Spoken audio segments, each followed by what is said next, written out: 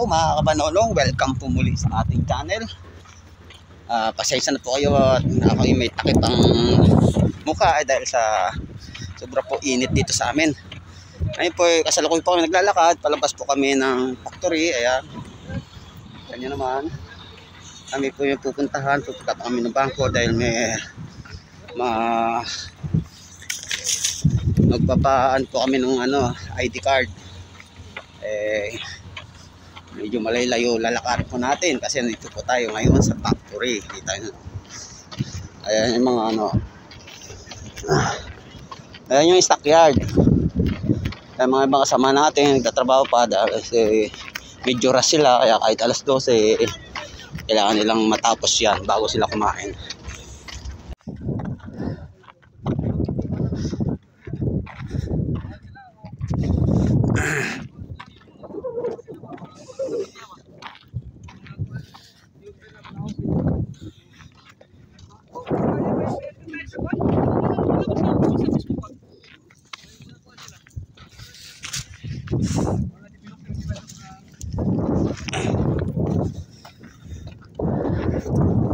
Ayan, lalaki kasama ko yan. Tatlo kami. Kaya init. May init na agad yung cellphone ko. Mag-warning naman ito pag naramdam ko na kasi ako po.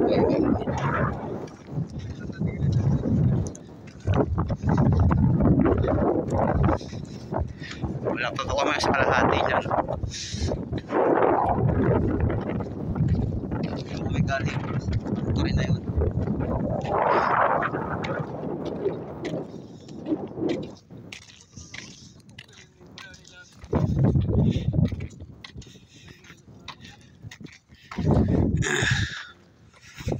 Ayan. Paikot po ito. Halos yan. Puro highway paikot itong ng aming project ng company namin.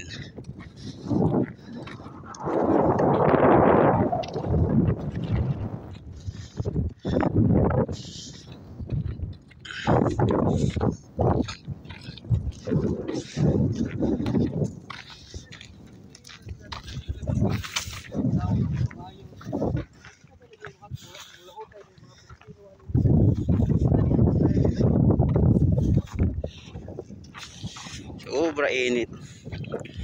Kailangan natin magtiis para po sa ating pamilya. Ayan, harap na nakikita niya. Isusumpo ha.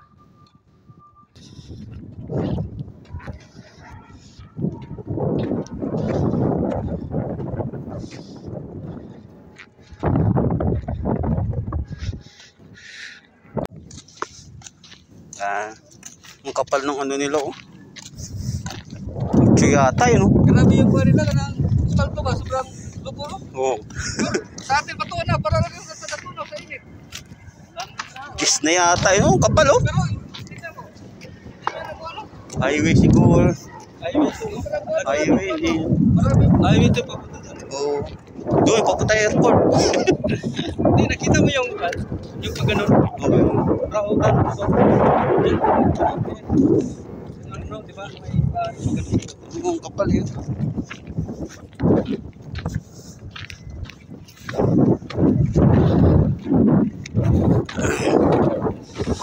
Ikot natin dalawang kasama yan. Suroy-suroy sa tag-init.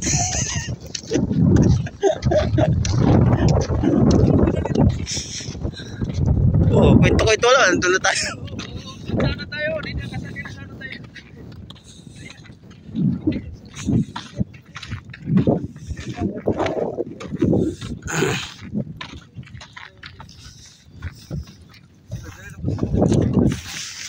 Sumar. Dito sila kasakay. Doon tayo. Ano? Dito bus lagi hatod. Dito. Alayo. Masyan, pagawas. Oo, naglakar mo sila dito. Pwede po dito. Ang hatod ka dito. Idaan na po dito pa tapos.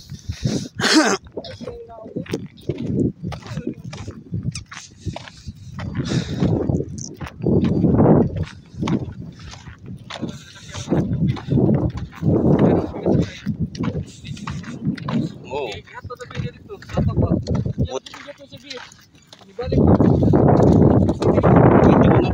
binarap ko sa mga Ito kami nila yan.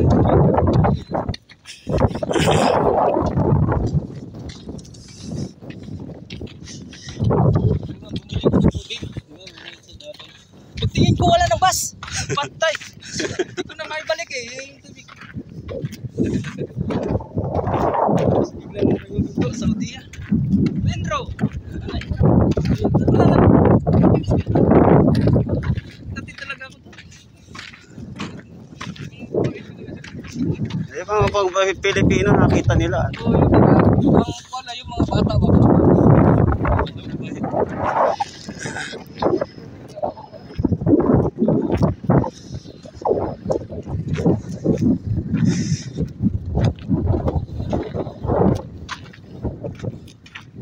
Ayan, ayan.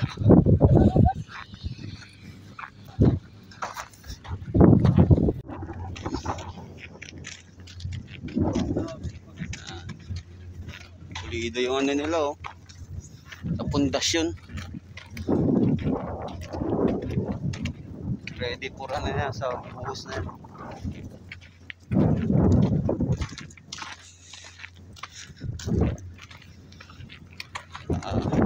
Hindi nga tayo pwede magtuloy-tuloy na video kasi po mainit.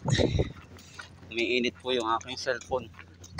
Kaya kanina habang nag-video po bigla na lang nag-shutdown. Dahil kung totoo ano talaga ano po yung temperatura rito. Sobra init na aking dalawang kasama. Medyo nasa ano na po kami. Lapit na kami sa gate.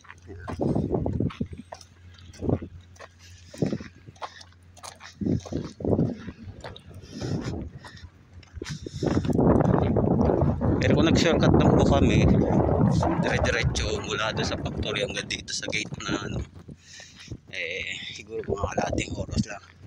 Kaya lang di naman po natin pwedeng tumbukin lang yung mula sa factory hanggang sa gate kasi may mga hukay po ng drainage yun. Baka may ma-chimp po kami sa may hukay at malayong ikutan tulad po niyan, ganyan. Kaya hindi namin sinundan yung tulad niya, no? Kung malayo yung hukay ikot ka talaga, babalik. Kaya sinundan na lang po namin yung tamang daanan.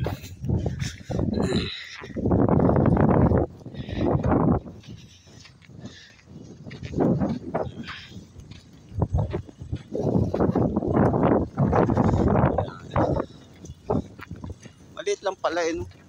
2 bilya na to, no?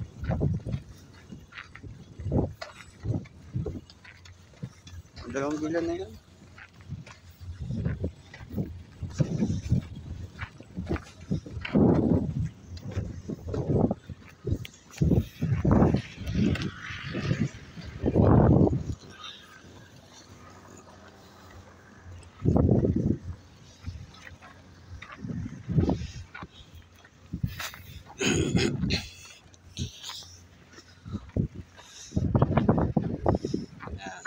Zone B na kami. Lapit na kami sa Zone A. Ayan na yung ano.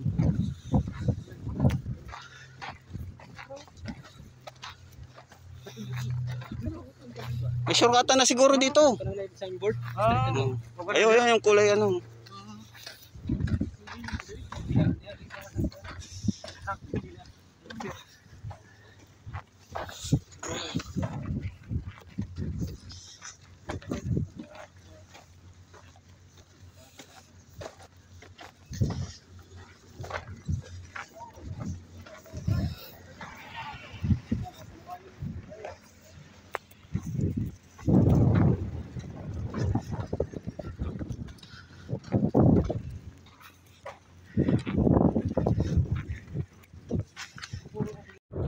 Mga kapanaw, ito na po tayo.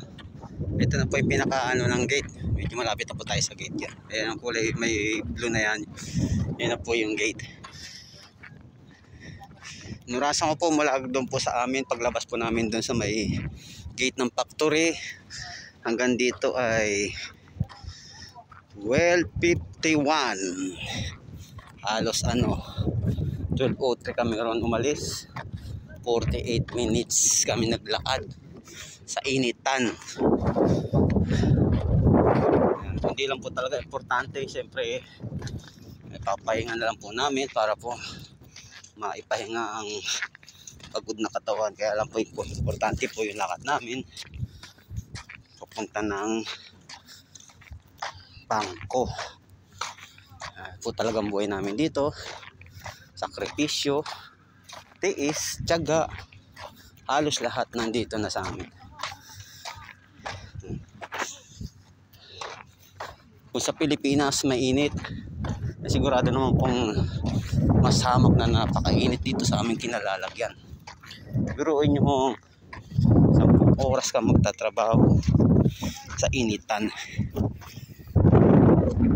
Lalo ba ako natapat po na wala pong kahangin namin. O grabe po, hirap. Halos mabubusan ka ng hininga. Wala po talagang hangin yung init ng siya, tapos walang hangin po. Yan ang pinakaanong matindi rito. Yung tawagin ay unib. Ayan, dito na po muna ha. Kasi dadang po tayo ng gate. Baka po tayo masita ng security sa gate. Mamaya na po ulit paglabas po namin ng gate. Ayan. Nakasakay na po kami. Ayan ang pinaka-gate ng aming project, ng aming company. Sorry, madam.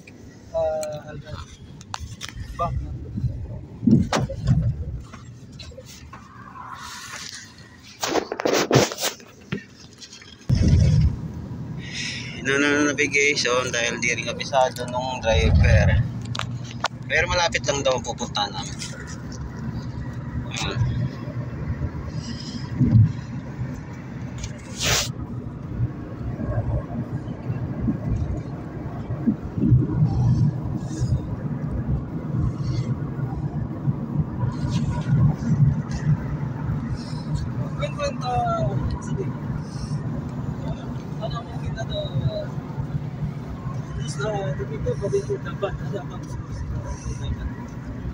Mga kabanonong, lalakad ko kami.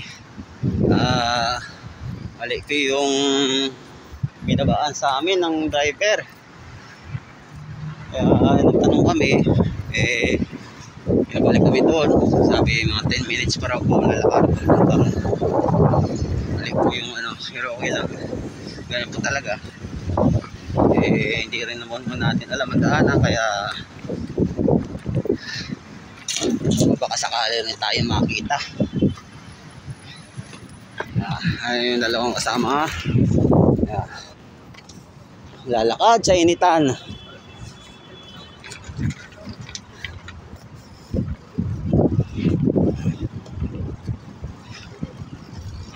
Ay mga kamanonong, grabe nilakad namin, grabe pang init. Pahinga muna, nandito rin kami sa tapat, kaya lang din natin pwedeng videoan kasi baka maano tayo. Ano tayo, grabing init. Alam niyo naman, medyo bumabata na ako.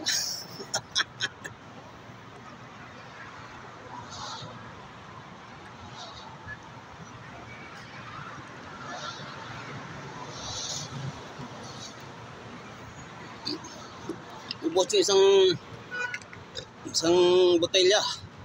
Sobrang init. Papasok na rin po ako para po makapag-uwi na rin po kami, para makapagpahinga na rin. Dahil sobrang init, palamig muna kami rito.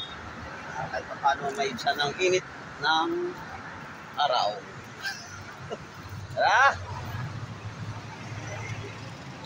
Si Boss Ani at si Boss Tope. Shout out sa inyo dyan. Ay mga kapanonong, kausa kami magpalamig, kami uwi na. Ito lang may nakakausap ng driver ang ating kasamaan.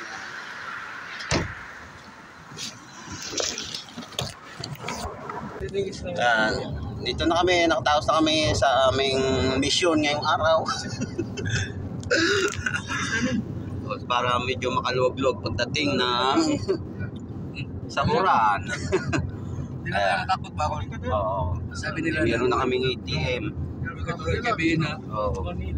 yung sa hindi na kuan, hindi na kuanan. Nakakatakot. Walang itin. Pero okay lang, at least kahit pa paano eh, na bawasan ang problema namin about sa ATM. Yan. Meron na kami. Diyan si Bosani, aming boss ang siya magbabayad ngayon. Bibigay kami ng pamasahe, siya mag-aabot. Ayan, salamat po sa inyong panonood mga kapanood. Sana huwag po magsawang manood ng aking video. Nandito na lang po at ingat. God bless po sa inyong lahat.